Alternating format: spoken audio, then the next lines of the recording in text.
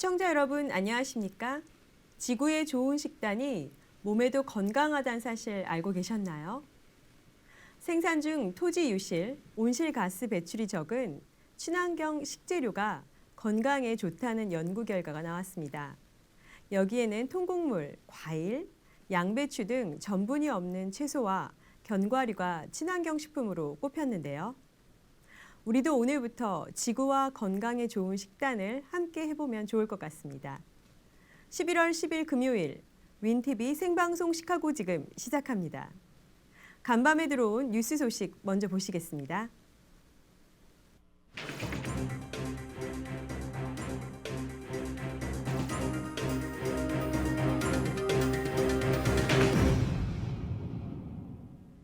미국의 모기지 금리가 2주 연속 하락했지만 여전히 20년 만에 가장 높은 수준을 유지하고 있습니다. 매물로 나온 주택 수는 4개월 연속 감소해 매수자들은 전례 없는 어려움을 겪고 있습니다. 9일 국책 담보대출업체 프레디맥은 30년 만기 고정 모기지 금리가 이번 주 연 7.5%를 기록, 지난주에 7.76%에 비해 떨어졌다고 밝혔습니다. 하지만 전년 동기 연 7.08%와 비교하면 여전히 높은 편입니다. 15년 만기 모기지 금리는 전주 연 7.03%에서 이번 주 연 6.81%로 떨어졌습니다. 1년 전 15년 만기 모기지 금리는 6.38%였습니다. 모기지 금리 하락으로 주택 매수 수요는 반짝 증가했지만 큰 도움은 되지 못하는 상황입니다. 주택 매물 부족 상황이 이어지고 금리 역시 지난 5주 연속 상승한 바 있기 때문에 지난달 신규 모기지의 월 평균 원리금 상환액은 크게 늘었습니다.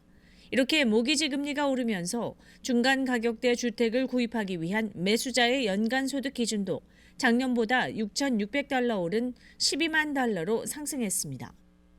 주택시장의 매물 감소 현상은 4개월째 이어지고 있습니다. 리얼터닷컴은 10월 주택 총 매물수는 전년 동월 대비 4% 감소했다고 밝혔습니다. 2020년 초 코로나19 팬데믹이 시작되기 전과 비교하면 41.8% 줄었습니다.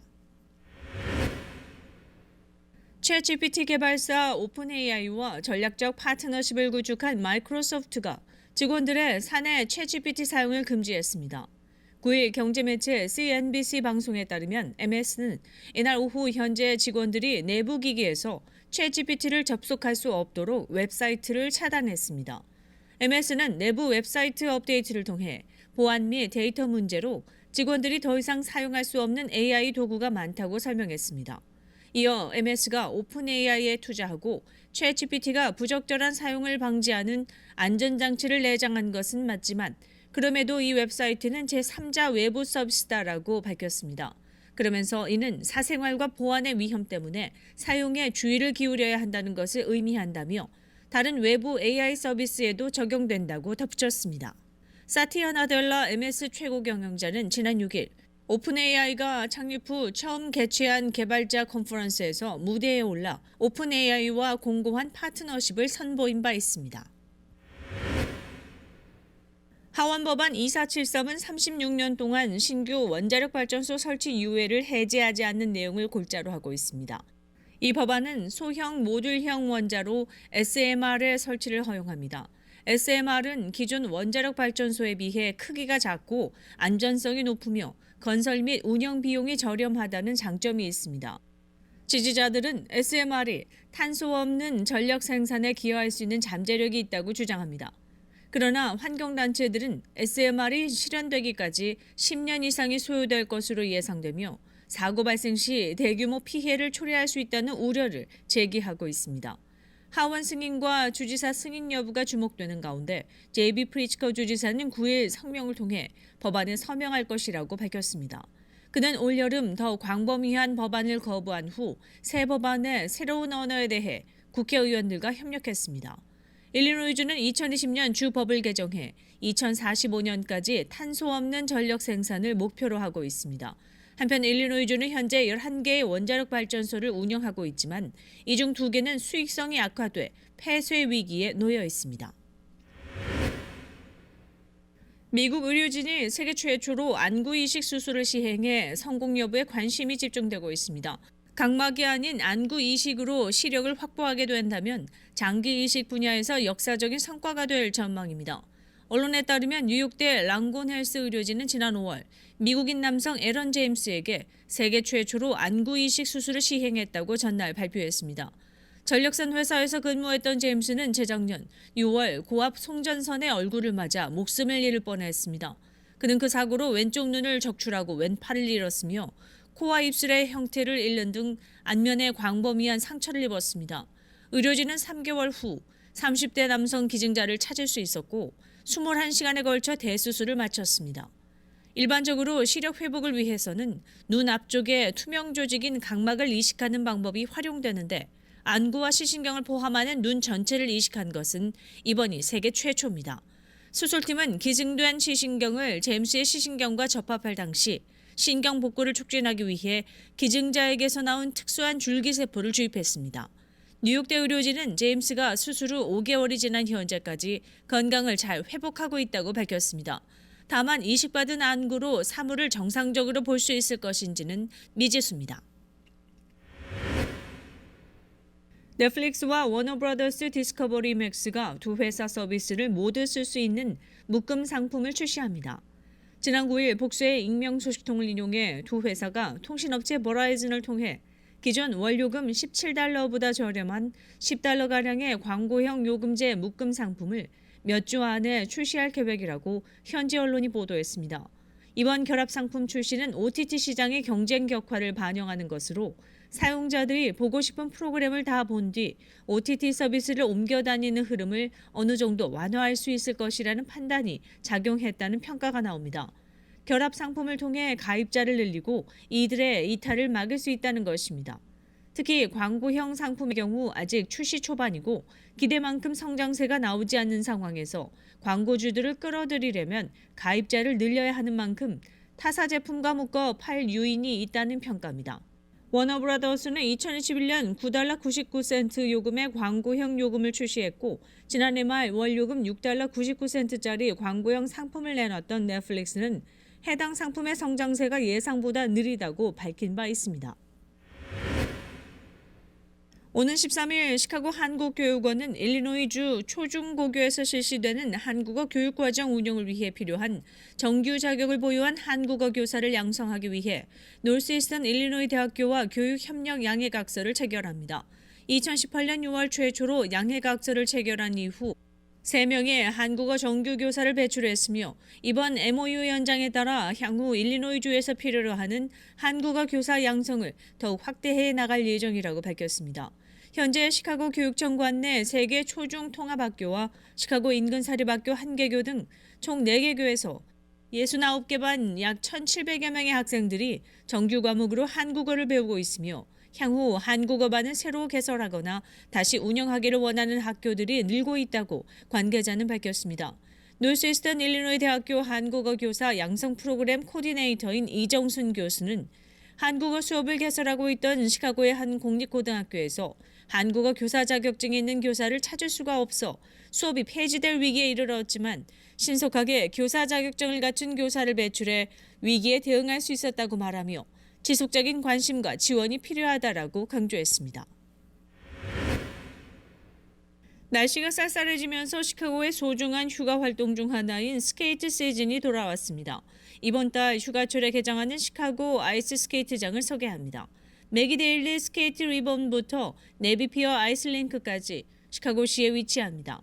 시카고의 스케이트장은 야외 스케이트의 영광을 되찾기 위해 준비하고 있으며 지역 주민들에게 가족과 함께 좋아하는 휴일 음악에 맞춰 얼음 위에서 스케이트를 탈 수 있는 기회를 제공합니다. 일부 스케이트장은 더 많은 활동이 포함된 대규모 축제의 일부이며 구불구불한 루프에서 스케이트를 탈 수 있는 맥이데일리 스케이트 리본이나 방문객들이 분주한 파도 소리 위로 활공할 수 있는 페닌슐라 시카고의 스카이링크와 같이 독특한 장점을 지닌 곳도 있습니다. 미시간 애비뉴의 주요 명소인 그랜드 럭스 카페는 9일 레스토랑이 곧 문을 영원히 닫을 계획임을 밝혔습니다. 이 레스토랑은 20년 넘게 영업해 왔으며 치즈케이크 팩토리 창립자들에 의해 설립됐고 12월 31일 마지막 서비스를 제공할 예정입니다. 레스토랑은 성명을 통해 올해는 직원들과 협력해 인근 컨셉 중 하나에서 다른 기회로 전환할 수 있도록 돕고 있다고 밝혔습니다. 해당 식당은 갑작스럽게 문을 닫는 이유에 대해서는 밝히지 않았습니다. AT&T, 버라이즌 스토어, 올드네이비 등 도시의 인기 쇼핑가를 따라 문을 닫는 일련의 사업체에 합류했습니다. 뉴저지 팰리세이드 파크에서 한인들이 정치 주류로 자리매김하게 됐습니다. 7일 실시된 본선거 결과 민석준, 이상희 민주당 후보와 원유봉 공화당 후보 등 한인 후보 3명이 모두 시의원에 당선되면서 펠팍타운 의회는 총 시의원 6명 가운데 5명이 한인으로 이루어지게 됐습니다. 폴킴 펠팍 시장까지 포함하면 펠팍타운 정부 선출직 정치인 7명 가운데 6명이 한인입니다. 이 과정에서 정치권이 신구 대결 양상으로 분열되면서 혼란이 적지 않습니다. 하지만 이번 선거 결과를 통해 개혁 성향의 한인 정치인들이 대거 시의원을 맡게 되면서 펠팍 정치 지형이 크게 변할 것으로 보입니다. 시카고 한국일보 11월 10일 금요일자 A면 미주판입니다. 30년 옥살이 이제 앤드류선은 자유로워질 수 있을까? 한인 매춘업소 일당 검거. 불법 성매매 업소를 운영한 혐의로 한인 일당을 체포했다고 밝혔습니다. 국제장애인문화교류협회 중앙회 최공렬 이사장이 한국일보를 방문했습니다. 전국 지방선거에서 한인들 약진, 정치력 강화. 뉴욕 시의원 선거에서는 린다이, 줄리원 시의원이 나란히 재선에 성공했고 뉴저지에서도 재선에 도전했던 앨런 박 주 하원의원이 압승을 거둔 가운데 이어 잉글루드 클립스 시장 선거에서 한인 최초로 박명근 공화당 후보가 당선되는 쾌거를 이뤘습니다. 미국 근로연령대 절반 의료비 문제. 미국 근로연령대의 51%가 의료비를 감당하는 데 재정적인 어려움에 부딪히고 있는 것으로 드러났습니다. 운동 부족, 고열량, 음식 과다 섭취, 간도 위험해진다.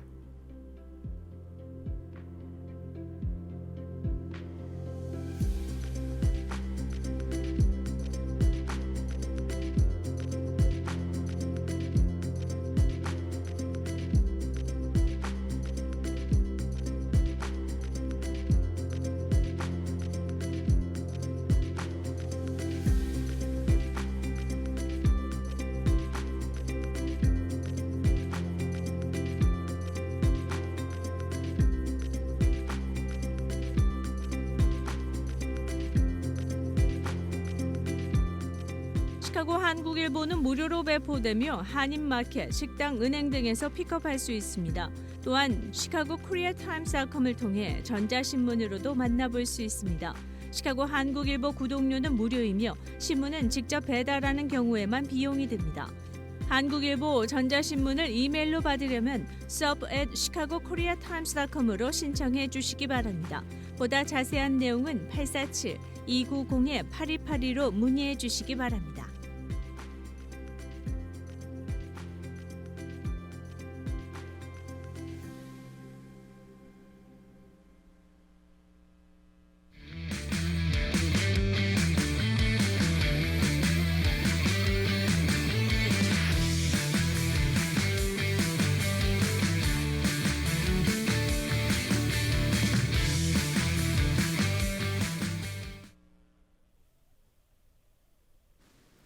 명문대 합격을 위한 입시 로드맵 어떻게 짜야 할까요?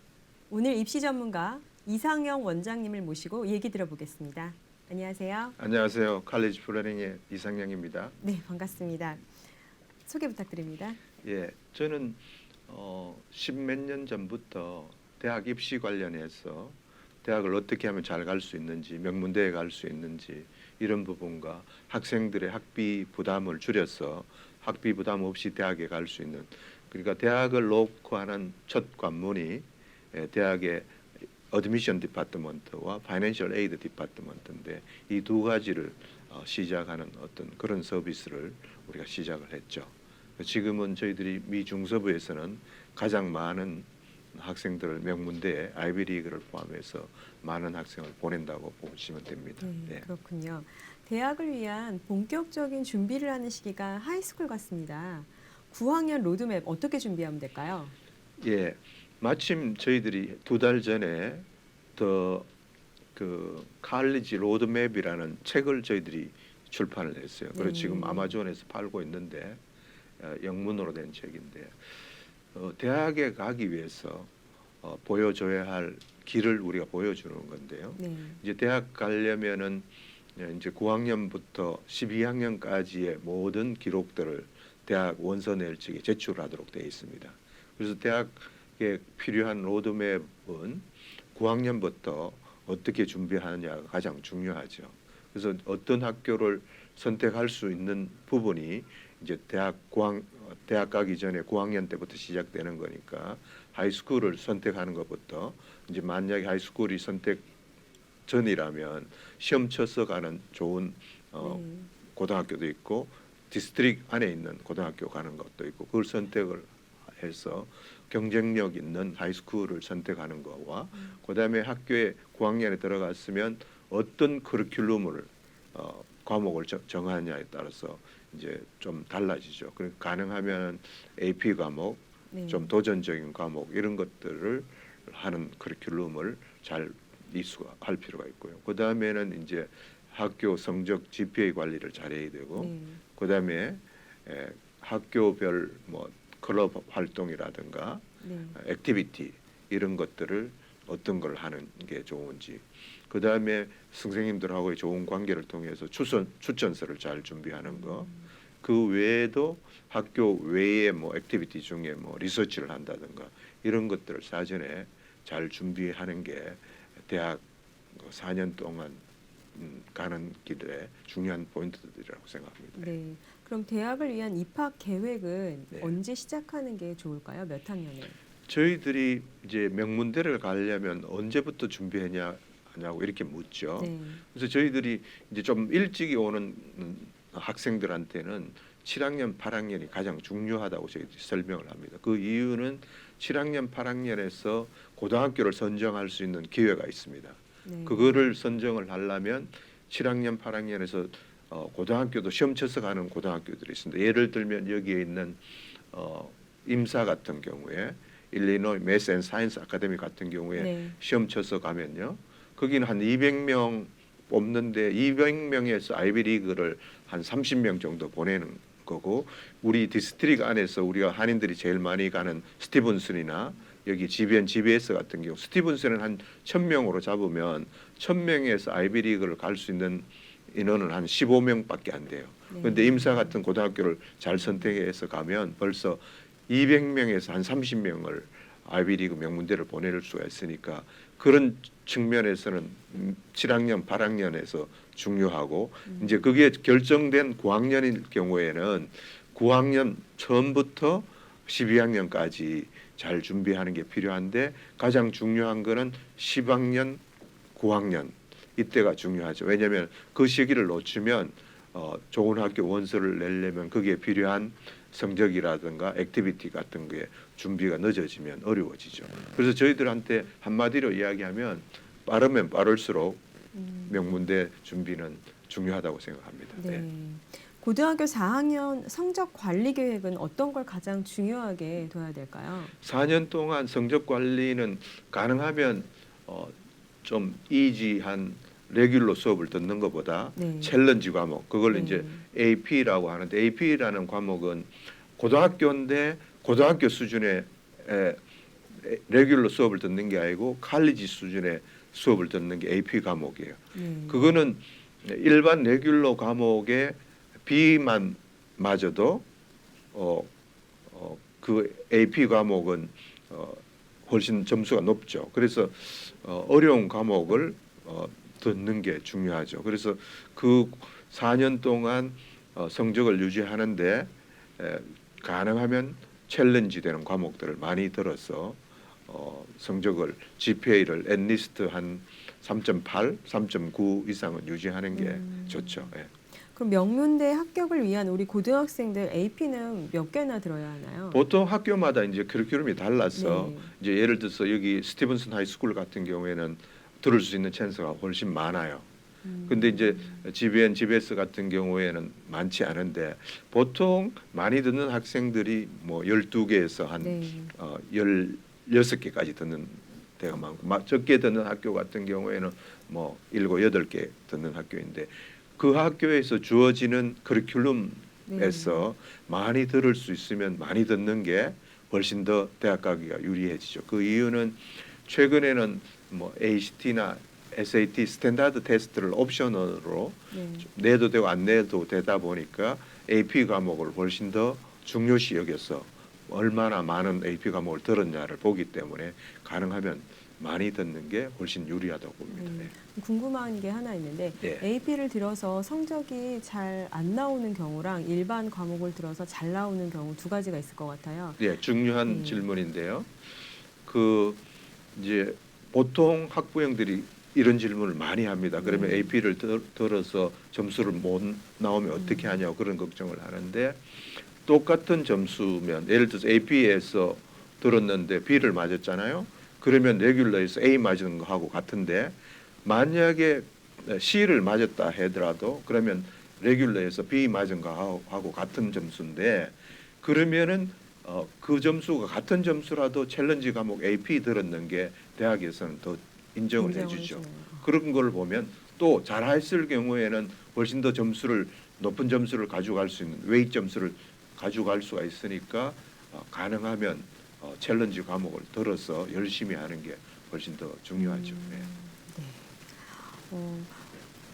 그러면 아이비리그 대학에 입학한 학생들의 특징이라면 어떤 게 있을까요?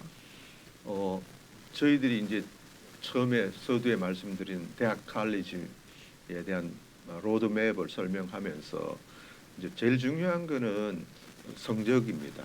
네. 성적을 얼만큼 잘 유지를 네. 했느냐. 그러니까 학교의 GPA를 관리를 잘 해야 되죠. 네. 4년 동안 보통 뭐 아이비리그 가는 애들이 성적이 3.9 이상, 그다음에 웨이티드로는 한 4.6 이상 이 정도의 점수를 맞아야 되죠. 네. 그다음에는 이제 ACT, SAT 스코어인데요. 네. SAT를 기준으로 했을 때 한 1,520 이상, 네. ACT를 기준으로 했을 때 한 34점 이상 이 정도의 이제 숫자로 보여줄 수 있는 학교 GPA, 그다음에 스탠다드 테스트 이 두 가지가 중요하고 그다음에는 이제 선생님들하고 좋은 관계를 통해서 추천서를 잘 받아야 되고요. 그다음에는 이제 액티비티 중에서도 특별한 유니크한 자기의 이력을 잘 보여줄 수 있는 리서치를 한다든가 이 학생만의 유일한 어떤 특징적인 것을 보여줄 수 있는 이런 액티비티를 잘 준비를 해야 되고요. 그 외에도 고등학교에서 어느 만큼 잘 발란티어를 했는가 아니면 우리 대학에 왔을 적에 이 학생이 어느 만큼 이 학교에 기여를 할 건가 이런 것들을 잘 준비할 필요가 있겠죠. 예. 네. 그럼 대학 지원 시 얼리로 지원하는 경우가 있던데 잠시 설명해 주시죠. 대학에서는 두 가지 시스템이 있어요. 하나는 얼리 방금 이야기하신 조기 전형이 있고요. 하나는 레귤러 일반 전형이 있는데 조기 전형은 한국말로 하면 좀 수시 전형인데 네. 조기 전형에 두 가지가 있어요. 얼리 디시전이라는 게 있고 얼리 액션이라는 게 있는데 얼리 디시전은 한번 합격하면 그 학교를 가야 되는 반드시. 예. 그걸 우리가 사전 바인딩을 해서 하는 거기 때문에 가야 되는 거. 근데 얼리 액션은 합격을 해도 안 갈 수 있고 나중에 결정할 수 있는 그게 있어요. 그래서 얼리 액션이 있고 그거는 보통 11월 1일 또는 11월 15일이 마감이죠. 그다음에 이제 레귤러는 이제 일반 전형이라고 하는데 여러 군데를 동시에 낼 수 있는데 보통 1월 초, 1월 중순까지가 이제 레귤러 원서 마감이죠. 지금 현재 이제 12학년에 있는 학생들은 이제 레귤러 원서 열심히 쓰고 있는 기간인데 보통 1월 초까지가 마감이니까 그때까지 이제 열심히 원서를 써야 되겠죠. 네. 네. 그러면 또 저희가 그 파이낸스도 대학 가는데 무시할 수 없는 중요한 부분인데요. 예. 보통 뭐 1년에 미국 대학을 가려면 1억 정도가 든다 이렇게 들었어요. 맞습니다. 정말 그런가요? 예. 그 대학에 가게 되면 이제 첫째 두 곳을 노크를 해야 되는데 첫째는 이제 입학 허가를 받기 위해서 어드미션 디파트먼트, 그다음에는 학비 관련된 파이낸셜 에이드 디파트먼트 이 두 창구가 있는데 방금 우리가 학비 관련된 거는 파이낸셜 에이드 디파트먼트에서 하는 건데 이것도 대학 원서 낼 적에 다 어플라이를 해야 되는 거예요. 근데 지금 시카고 일원에서 이제 이해하기 쉽도록 제일 유명한 대학이 이제 노스웨스턴하고 유니버시티 오브 시카고인데 이 대학에서 한 1년에 한 1억 정도 미국 돈으로 한 9만 불 정도 1년에 학비가 필요하죠. 네. 예, 거기서 이제 파이낸셜 에이드를 지원을 얼마 받느냐에 따라서 실제 학부형들이나 학부모들이 내야 되는 돈이 이제 줄어들겠죠. 뭐 예를 들어서 9만 불 하는 학교에 3만 불만 내고 갈 수도 있고 5만 불도 내고 갈 수 있고 그거는 학생의 어떤 메리트 베이스 그다음에 학부모의 어떤 인컴이나 재산 이런 것들 토대로 해서 어플리케이션을 제출을 하면 거기에 맞게끔 파이낸셜 에이드 패키지가 결정이 돼서 나오면 거기에 따라서 학비를 내고 가게 돼 있죠. 그리고 또 기독교 교육자의 한 사람으로 목회자 자녀들이나 선교사 자녀들에게 칼리지 플래닝이 주는 특혜가 있을까요? 네, 저희들 칼리지 플래닝에 이제 해외 선교하시는 선교사님들이나 목회자 가정에서 자녀들을 이제 많이 보내오는데요. 목회하시고 선교하시다 보면 재정적으로 충분하지 않으니까 대학 가는데 많은 부담을 갖고 와요. 그래서 저희들이 특별히 이 목회자 자녀들한테 이런 분들한테는 칼리지 플래닝에서 특별한 서비스를 제공을 해서 부담 없이 갈 수 있도록 그렇게 지원을 해줘요.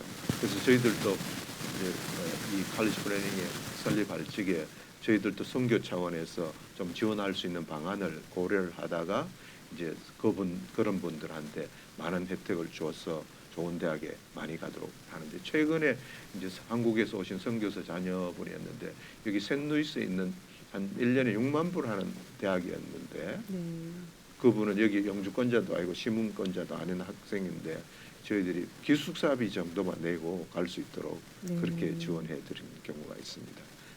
특별히 목회자 자녀들은 저희들 칼리지 플래닝을 통하면 많은 혜택을 받을 수가 있습니다. 예. 그렇군요. 칼리지 플래닝에서 실시하는 이 무료 상담을 받기 위해서는 어떻게 하면 될까요? 네, 저희들이 토탈 서비스를 합니다. 대학 원서 내기 전에 성적 관리부터 그다음에 액티비티 하는 액티비티 그 외에도 뭐 스탠다드 테스트, ACT, SAT 이런 수업도 하고요. 그다음에 리서치 수업도 하고 전체적인 패키지를 대학 가기 위해서 다 서비스를 합니다. 그래서 이 서비스를 통해서 대학 정하는 것부터 뭘 전공해야 될지 모르는 자녀들에게는 그 메이저를 정하는 시험을 통해서 메이저 정하는 것까지 해서 원서를 쓰는데 지장이 없도록 하는데 저희들한테 이제 처음에 오시면 무료로 상담을 해드립니다.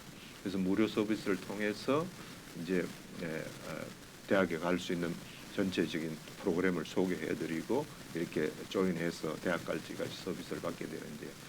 칼리지 플래닝의 무료 상담을 원하시는 분들은 전화로 예약을 하시면 언제든지 무료 상담이 가능합니다. 저희 칼리지 플래닝 전화번호는 847-450-8001입니다.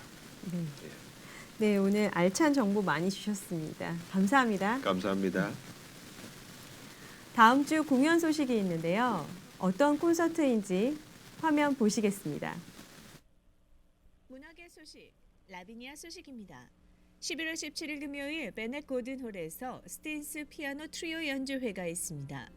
라비니아 스틴스 뮤직 인스티튜트는 세계에서 가장 높은 평가를 받는 젊은 전문 클래식 및 재즈 음악가들을 위한 예술 훈련 장소인데요. 이곳의 졸업생인 바이올리니스트 유니스 김과 첼리스트 올리버 알도트, 피아니스트 샤오잉 양의 연주가 기대되는 공연입니다. 알도트는 2015년부터 보스턴 심포니의 수석 첼리스트로, 유니스 킴은 2016년부터 세인트폴 챔버 오케스트라의 단원으로 활동하고 있고 2017년 나움부르크 콩쿨 공동 우승자인 샤오이 양은 루이지애나 필하모닉, 미러키, 뉴저지 심포니와 함께 출연한 투어 솔리스트며 RSMI 피아노 앤 스트링스의 공동 피아니스트입니다. 이들의 아름다운 음악 선율을 감상하고 싶은 분들은 11월 17일 하일랜드 팍의 라비니아 콘서트를 놓치지 마세요.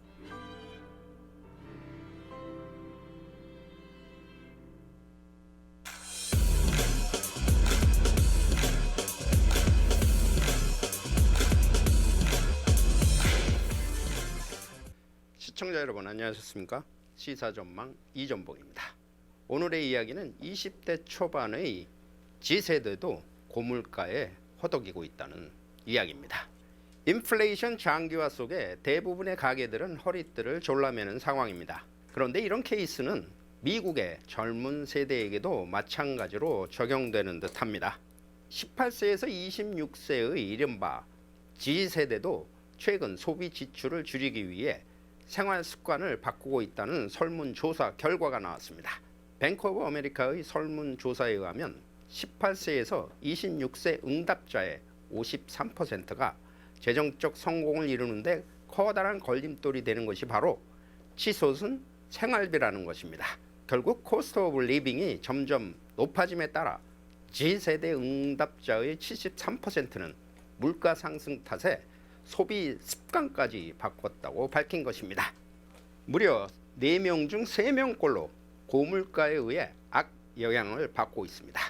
그것과 더불어 외식하는 대신 집에서 더 자주 요리를 한다고 대답한 것이 43%, 의류에 쓰는 지출을 줄였다는 게 40%, 식료품 구매를 필수적 품목으로만 제한하고 있다는 게 33% 등입니다. 이런 것들이 바로 구체적인 변화상으로 꼽히고 있습니다.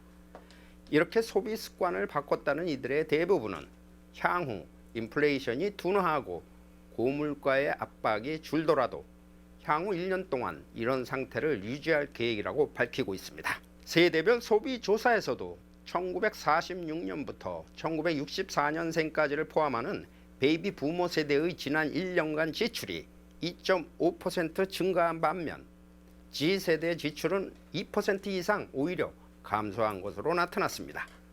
또 G세대의 37%는 저축액 감소나 부채 증가 등 재정적 어려움을 겪고 있으며 이들 중 27%는 친구나 가족에게서 돈을 빌린 적도 있다고 답한 것으로 나타났습니다. 무엇보다 젊은 20대들이 내년을 기약하며 최우선을 삼는 과제도 조사됐습니다. G세대 1167명을 대상으로 지난달 2주에 걸친 조사였습니다. 표본 오차 범위는 95% 신뢰 수준에서 플러스 마이너스 3.6%포인트입니다. 그 내용을 보면 교육 수준 향상이 36%, 경력 발전 또는 연봉 이상이 31%, 새로운 일자리 구하기가 31% 등이었습니다. 고물가의 허리띠 졸라매기 현상은 오히려 젊은 층들에게서 더 큰 타격을 주는 것 같습니다. 시사전망 이전봉입니다.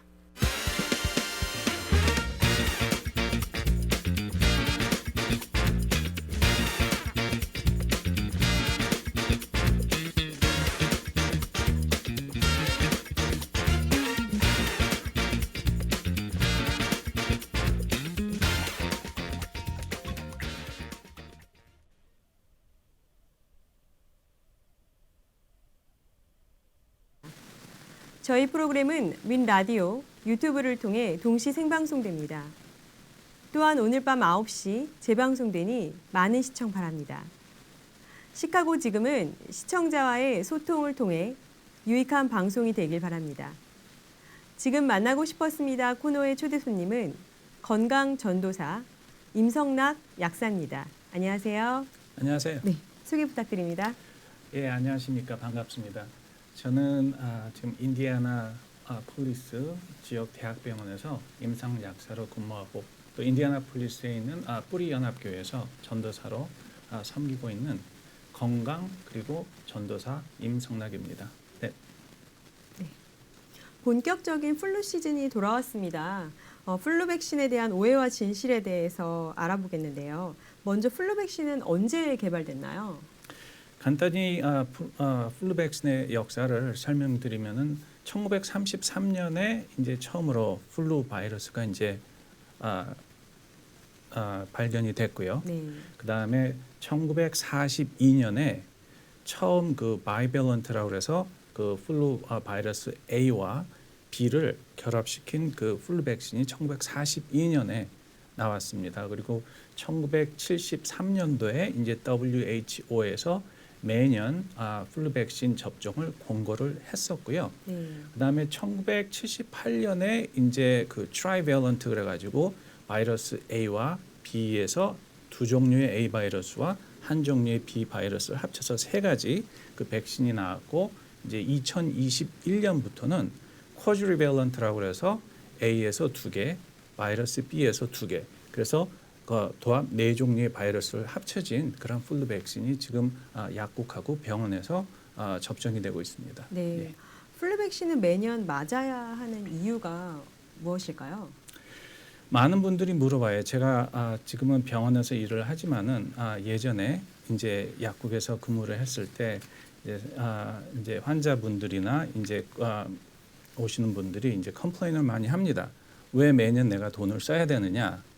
근데 혹시 암을 치료하는 약보다 더 개발하기 어려운 약이 뭔지 아세요? 그거는 플루 백신이에요. 왜냐면은 플루 백신 같은 경우에는 RNA라고 그래서 그 바이러스가 RNA 바이러스인데 이것이 자가 복제를 하면서 실수를 엄청 많이 합니다. 네. 그 실수라는 것이 뭐냐면 결국 변이죠. 네. 만약에 A에서 복제를 A로 해야 되는데 얘네들이 실수를 많이 해서 A에서 B가 나오고 A에서 C가 나오고 D가 나오는 그런 변이를 계속 거치기 때문에 그 바이러스에 맞는 백신을 개발하는 것이 참으로 힘듭니다. 다시 말해서 매년 그 플루 시즌이 됐을 때 그 감염을 일으키는 그 바이러스의 종류들이 너무나 다양하게 변하기 때문에 매년 그것을 맞춰서 개발된 백신을 맞아야 됩니다.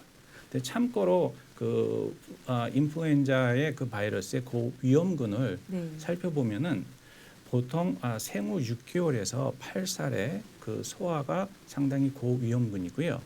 그다음에 65세 이상의 장년층이 상당히 인플루엔자 바이러스 감염의 고위험군으로 분류되고 있습니다. 물론 태어나서 6개월까지의 그 영아 같은 경우에는 그 병원의 입원율이라든지 사망률이 상당히 높습니다. 그래서 역시 그 생후에서 6개월까지 고위험군으로 보고요. 그 다음에 이제 저희 같이 성인인 경우에는 영어로 BMI라고 그러죠. 그 체질량 지수가 40 정도 되는 고도 비만자면서 당뇨병이라든지 심혈관 질환이 있는 그런 기저질환을 가진 분들 또는 이제 의사, 간호사, 약사 또는 병원에서 근무하는 근무자들 또는 양로원에서 근무하는 근무자들이 상당히 고위험군으로 분류가 되고 있습니다.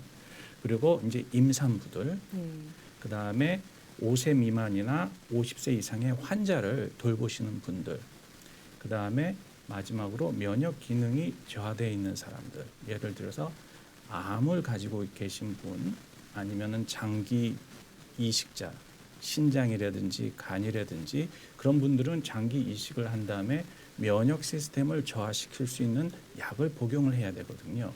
그래서 그분들이 고위험군이고 또 고용량으로 장기 스테로이드를 복용하고 계신 분들 예를 들어서 가장 많이 처방되는 것 중에 하나가 이제 프레드니손이라는 약인데 예를 들어서 한 2주 정도 하루에 20mg 이상 복용하시는 분들은 일단 면역 기능이 저하되어 있다고 볼 수 있습니다. 그러면 결국 감염에 대해서 상당히 리스크가 크겠죠. 예. 그렇기 때문에 플루 백신은 매년 맞는 것을 WHO에서 권고하고 있습니다. 네. 예. 플루 백신이 보통 8월에 나오는 걸로 알고 있는데요. 그렇죠. 그러면 언제 맞는 게 제일 좋을까요? 몇 월에?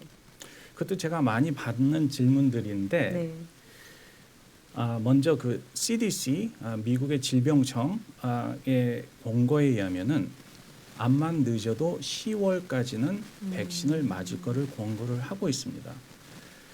통계적으로 봤을 때 미국의 그 통계적으로 봤을 때 플루가 가장 극성을 부리는 그 달을 살펴보면은 2월 달이 상당히 심하고요. 네. 그다음에 12월, 그다음에 3월, 그다음에 1월 순으로 그 플루의 그 감염률이 상당히 큽니다.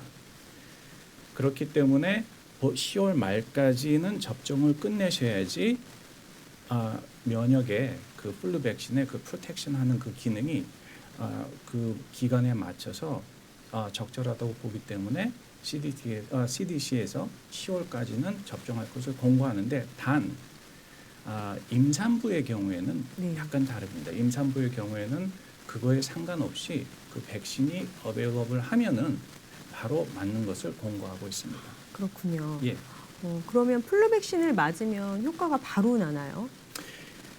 그렇지는 않아요. 보통 어느 정도 걸릴까요? 플루 백신을 만약에 오늘 맞았다고 가정을 했을 때 한 2주 정도가 지나야지 이제 그 프로텍션이 생기기 시작하는데 그 풀로 거의 100% 정도의 그 면역 기능을 발휘하기 위해서는 보통 4주까지 기다리셔야 이제 4주 후부터는 그 백신 기능이 제 기능을 발휘한다고 볼 수 있습니다. 네. 예.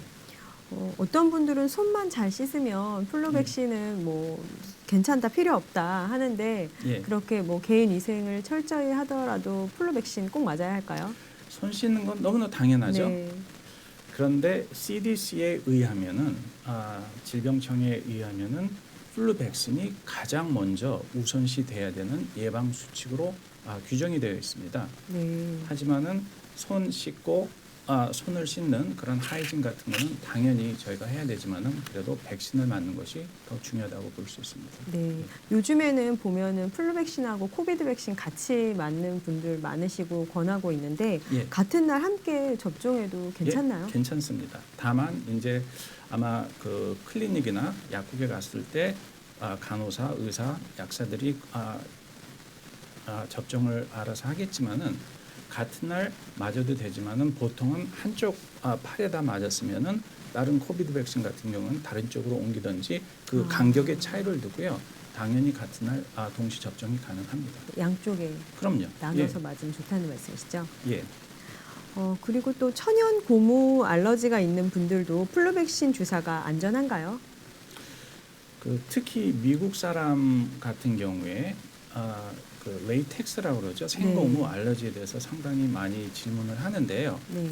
그 일회용 접종 그 주사기를 보면은 그 팁에 그 생고무 제품을 쓰는 제약 그 회사들이 있습니다. 네. 그래서 만약에 시청자분들 중에서 자기는 그 레이텍스 알러지가 상당히 심하다 그럴 경우에는 먼저 그 약국에 가셔서 아니면 클리닉에 가셔서 이 지금 그 백신의 그 제조사에서 레이텍스를 사용을 했는지를 한번 물어보시면은 답변을 얻을 수 있을 것 같습니다.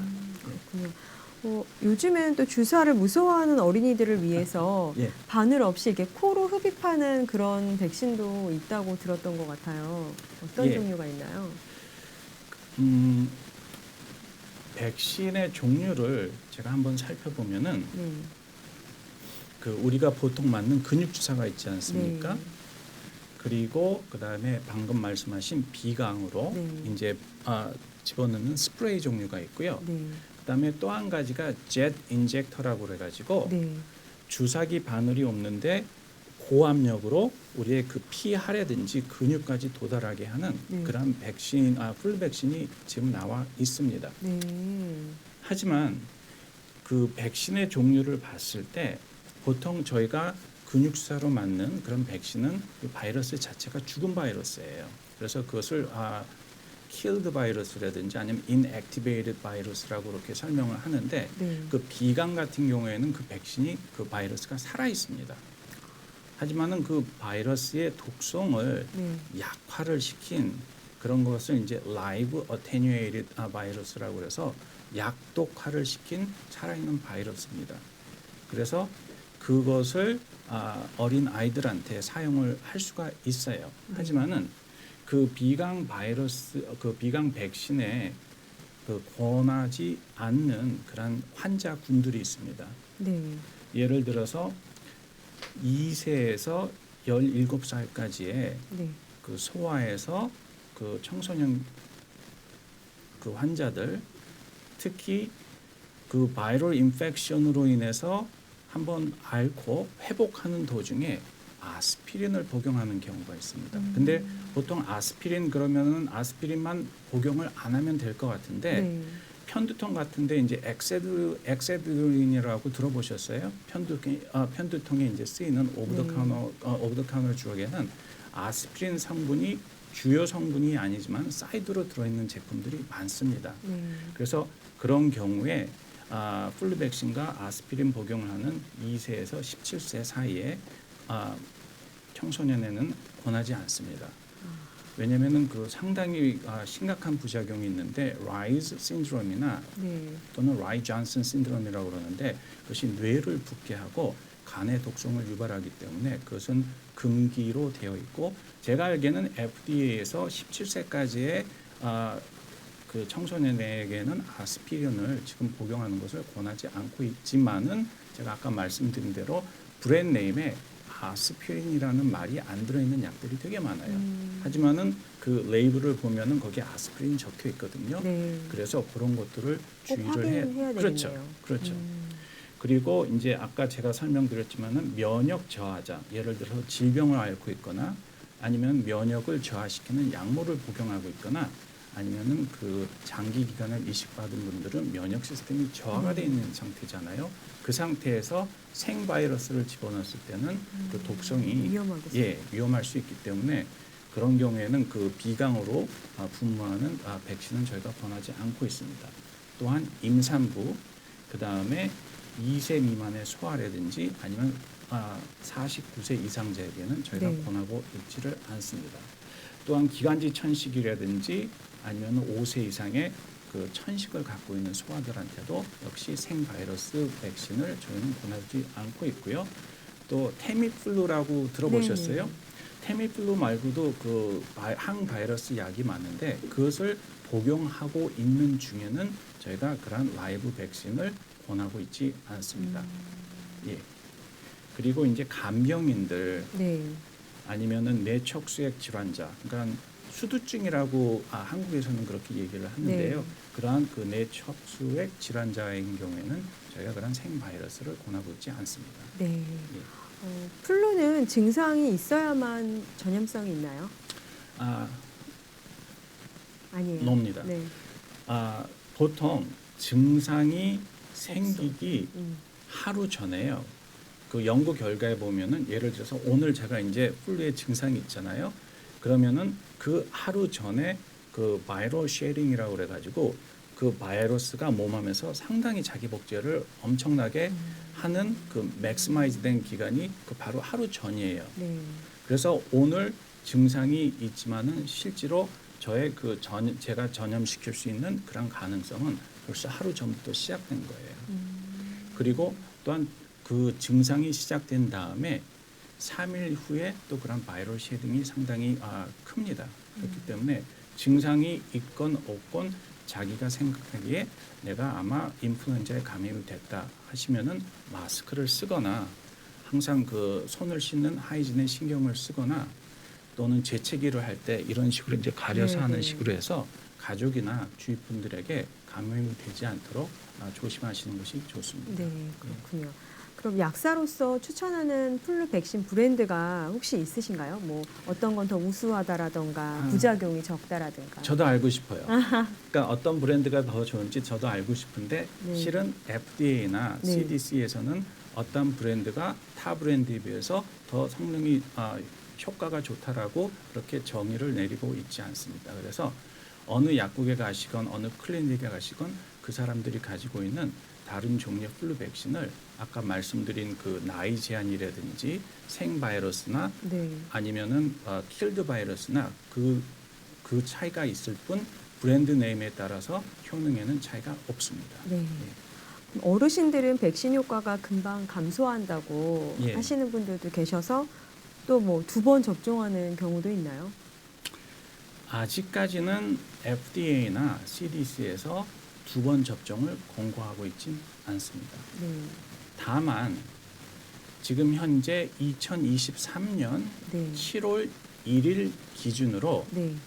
생후 태어나서 첫 번째 백신을 맞거나 맞지 않은 9세 미만의 소아인 경우에는 2번 접종을 권하고 있습니다. 그래서 이제 전문 용어로 그 프라이밍 한다고 그러거든요. 네. 그래서 프라이밍 하는 것으로 첫 번째 샷을 맞고 4주가 지난 다음에 두 번째 샷을 권고를 하고 있습니다. 하지만은 어르신 같은 경우에는 네. 두 번을 맞으시지 두 번을 맞는 것을 권고하고 있지는 않습니다. 그럼 어르신들을 위한 강력한 플루 백신이 있나요? 있죠. 그래서 이제 HD 그래서 하이 도즈라고 그렇게 얘기를 하는데요. 네. 그러니까 그 용량이 고용량인데 그 차이가 통계적으로 봤을 때 고용량을 맞았을 때 30% 정도의 더 효과가 좋다고 나와 있습니다. 네. 하지만 중요한 것은 약국에 갔을 때 그 고용량이 없는 경우가 많아요. 그러면 어르신 같은 경우는 그럼 나중에 오겠다.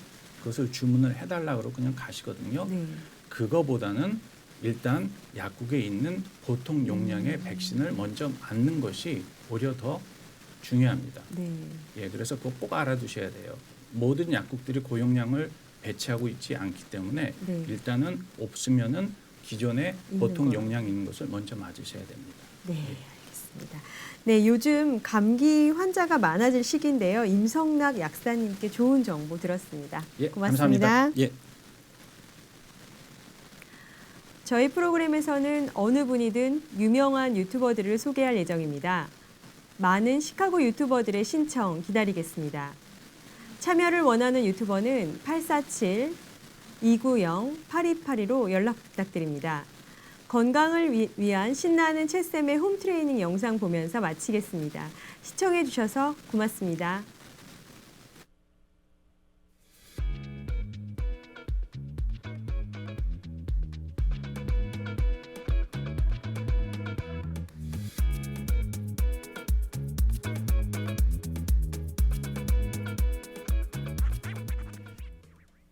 윈TV 시청자 여러분들 안녕하세요. 채쌤입니다. 오늘은 10분 동안 아주 몸을 지방을 불태워버리는 운동을 할 거예요. 오늘 딱 10분 하시면 내일 아마 1kg 빠져 계실 거예요.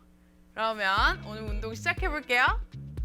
먼저 제자리 뛰기 하면서 웜업 할게요. 자, 뛰시면서 가볍게 손목도 풀어주시고 마음의 준비도 해주시고 개탈탈 털어주고 좋아요. 오케이. 손목 돌려주고 반대로 바깥쪽에서도 안쪽으로 돌려주고 오케이. 달리기 하실 때 복근 항상 잡고 배 힘주고 쭉쭉 좋아요. 살짝 웜업 하시고 운동하시는 게 특히 고강도 운동 전에는 중요해요. 몸의 근육을 풀어주시고 깨워주시고 이제 준비 운동 하시고 오케이. 다음에 우리 첫 번째 동작 바로 들어갈게요. 스쿼트 할 건데요. 스쿼트 하면서 점프하면서 땅 찍고 올라와서 다리 모으고 다시 반대쪽 찍고 이거 진행할 거예요. 쭉. 요거 힘드신 분들은 점프 안 하시고 앉았다가 벽 찍고 땅 찍고 땅 찍고 하셔도 되고 강도 괜찮으신 분들은 점프하면서 찍고 오케이. 시선은 살짝 45도 아래로 오케이. 여기 앉아주셔야지 상체만 이렇게 내려가면 안 돼요. 이렇게 하면 허리 다쳐요.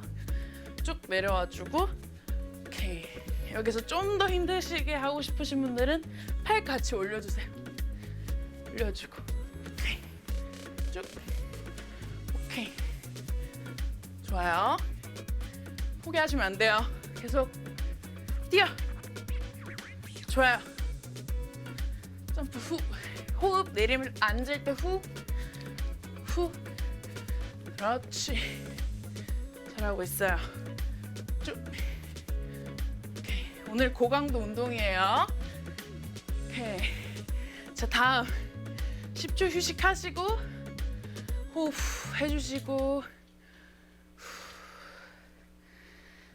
호흡 해주시고 다음은 암워킹 할 건데요. 어깨 근육 발달에 되게 좋고 전신 운동이에요. 해볼게요.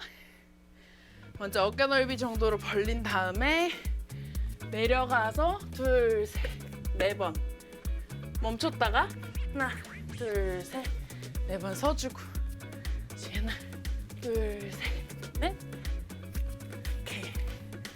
가능하신 분들은 무릎 안 굽히고 내려가시고 스탑. 유연하지 못하다 하면은 살짝 굽혀서 하나, 둘, 셋, 넷. 하나, 둘, 셋. 오케이. 손목 조심하세요. 오케이.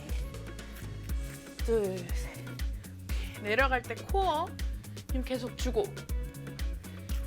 오케이. 둘, 셋. 오케이. 10초 쉴게요. 다리 풀어주고. 오케이. 다음에는 복근 운동 할 거예요. 오케이. 휴식 해주고.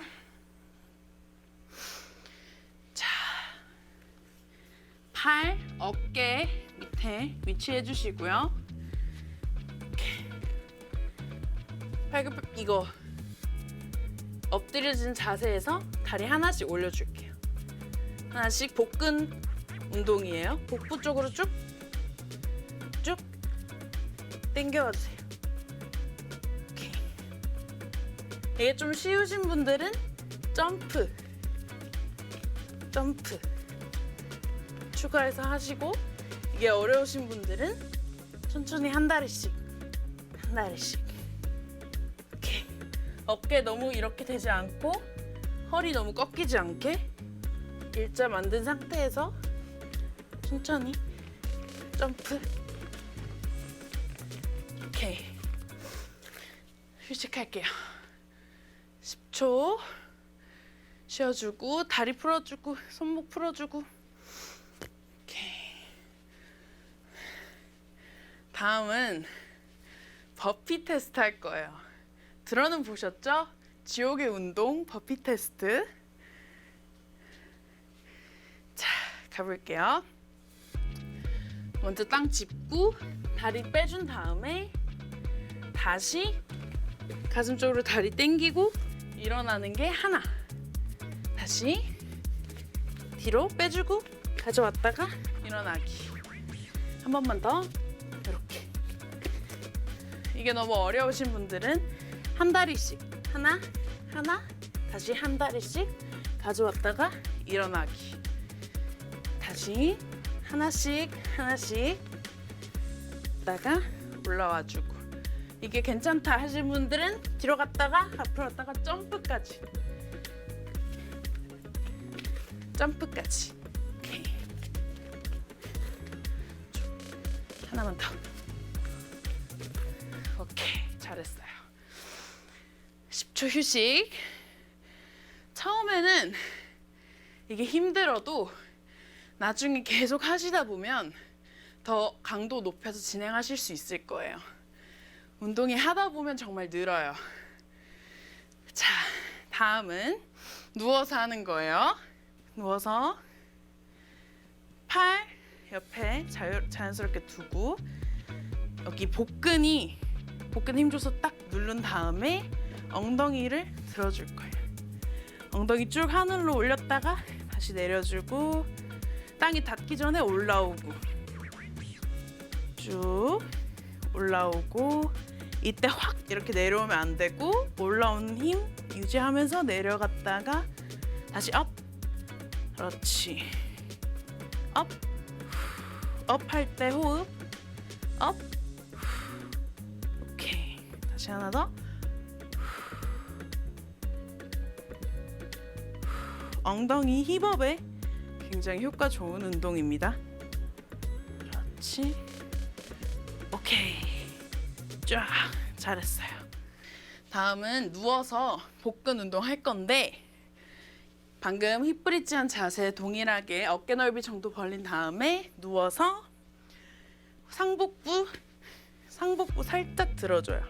그다음에 이 팔로 발을 칠 거예요. 토 터치. 옆 복근 자극 주는 거예요. 쭉 발 안 닿아도 되니까 최대한 왔다 갔다. 옆에 복근 자극 주면서 쭉 목이 너무 아프시다 하시는 분들은 여기 잡고 그냥 옆으로 복근 왔다 갔다 자극 주는 거에 집중해서 옆구리살 타파 쭉 하나 둘 약 하나씩 하는 게 하나예요. 셋 넷 하나만 더. 오케이. 후 잘하셨어요. 자 마지막 운동 우리 복근 운동이자 전신 운동인데 옆에 뒤통수 잡고 트위스트 하면서 최대한 무릎이랑 팔꿈치랑 만날 수 있게 후 만날 때 호흡 후 그렇지. 이것도 옆구리 집중해서 후, 다리 올리는 건 복부의 힘으로 올린다는 느낌으로 그렇지.